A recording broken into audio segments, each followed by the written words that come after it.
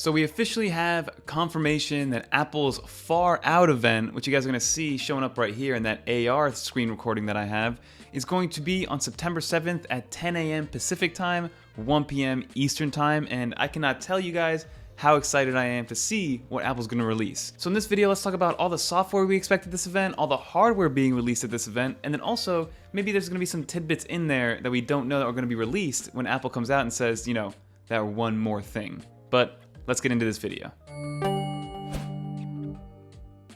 So some key details to highlight about this event before we even talk about the hardware and the software.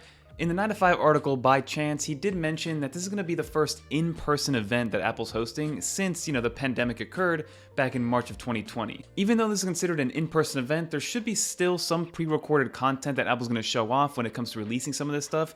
So let's just see if you are watching it either in person or virtually to see exactly what Apple shows us. I think it's going to be a combo of both. We're going to have Tim Cook up there, live, kind of announcing everything, narrating everything, and almost hosting the event. And then there's going to be some pre-recorded content when it does come time to actually show off the iPhones, show off the Apple Watches, or something like that, depending on what hardware does come out. Now, for those people that are going to say that Apple did have an in-person component at WWDC, that was actually in the inner circle of the Apple Park, kind of like spaceship-looking building. But this one is actually going to have an in-person component at the Steve Jobs Theater. And that little inkling right there, that alone is letting me think and letting me know that, hey, there's going to be a testing and kind of like hands-on situation for all the people that are going to be there in person. So it's going to be like, what do the iPhones look like? What do they feel like? What do the Apple Watches look like? What do those feel like? And I'm saying watches in plural because I think there's going to be more than just one variant. So in terms of what hardware we're going to expect in this event, first, let's talk about the iPhone 14 lineup. And I'm going to link Miles' video on the iPhone 14 down below because he does a great job of in-depth explanation of what we should expect when it comes to these iPhones. But just to give you a quick rundown, we should be getting 4 iPhones again, but this time instead of an iPhone mini, we're actually going to get an iPhone Max. So on the regular side of the iPhone 14 lineup, we're going to have a 6.1 inch and a 6.7 inch iPhone 14. It's going to be the iPhone 14 and then the iPhone 14 Max. And then on the Pro lineup, we're still going to have our 14 Pro and then 14 Pro Max at that same 6.1 and 6.7 inches respectively. The iPhone 14s are going to have the same exact design language that the iPhone 13 and 13 Pros had. So with the Face ID notch, with that railing, with that more industrial design, more squared off edges, and then with the 14 Pro and Pro Max, that's where we're going to see the biggest upgrade in terms of, first off, feature set and hardware set. The rumors are suggesting that we're going to forego the notch completely and we're going to go into this like hole punch and pill design, which I'm sure people are either going to hate it or love it, but at the end of the day, people are just going to get used to it, just like we got used to the notch on the iPhone 10. And then also with Apple's Invite itself and that little VR, AR content that they produce for the Invite, again, you see a lot of stars, you see space. So if we're observing this correctly, we're probably going to get some sort of camera upgrade, right? They're saying a 48 megapixel main sensor on the Pro and Pro Max, also maybe some astrophotography, which will be cool. But I actually think, because there's a video that I'm going to show right now, I actually think it has something to do with perspectives as well. I've seen a lot of things on Twitter and on YouTube Shorts of some artwork that, depending on the way that you're looking at it, it gives you a different perspective. So yes, with this Invite, we do have the stars and the space kind of theme. And depending on what perspective you look at it, it's either the Apple logo or it's an assortment of stars. So keep that in mind. Maybe Apple's going to give us a different perspective on the iPhone itself, or maybe some new use case for the iPhone.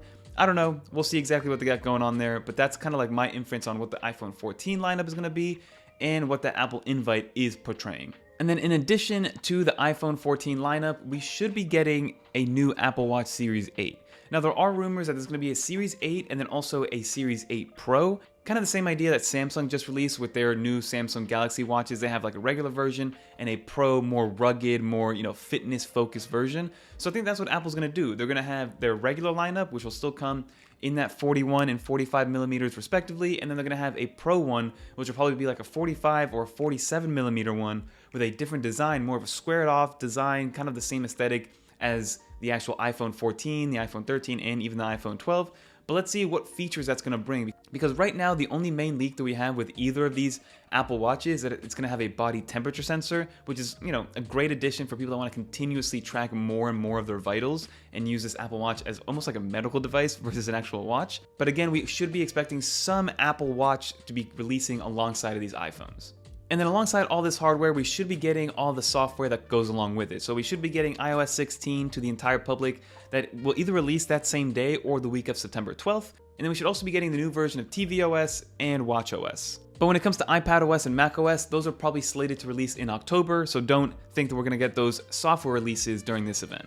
And then like I mentioned, maybe Apple will surprise us with one more thing, and I don't know if that's going to be a services-focused thing or another hardware-focused thing. People are going both ways. It's either going to be some sort of new Apple service that revolves around the TV and TV Plus and things like that, but then other people are saying that they're going to release the AirPods Pro 2. I believe that the AirPods Pro 2 are going to release alongside the new iPads in October, but keep that in mind, Apple is known to surprise us at the very end with a little teaser or something to expect, or maybe even a new hardware, maybe a charger, maybe AirPower is coming back, who knows, but definitely expect the new iPhone 14s to come out and a new version of the Apple Watch Series 8 to come out, and then everything else will just be a cherry on top. But that's going to do it for this video. Big shout out to Chance for writing this article. I'll link it down below if you guys do want to check it out. And I'm just personally very excited for a not pre-recorded Apple event because it just makes everything a little bit more intense, a little bit more intriguing, and I don't know, everything when it happens live is just a little bit cooler in my opinion. But that's going to do it for this video. If you did enjoy and you made it to the end, leave a little dolphin in the comments down below so I know that you made it to the end. And leave some comments down below, what are you guys going to pick up from this Apple event? What do you expect Apple to drop at this event? And is there anything that maybe we're missing or something that you wish Apple would release? Let me know in the comments down below. I'm always very curious. But we're here, everybody. It is now officially iPhone 14 season, and we're less than 2 weeks away from this thing releasing. But that's going to do it for this video. I'm Fernando, and I'm out of here. Peace.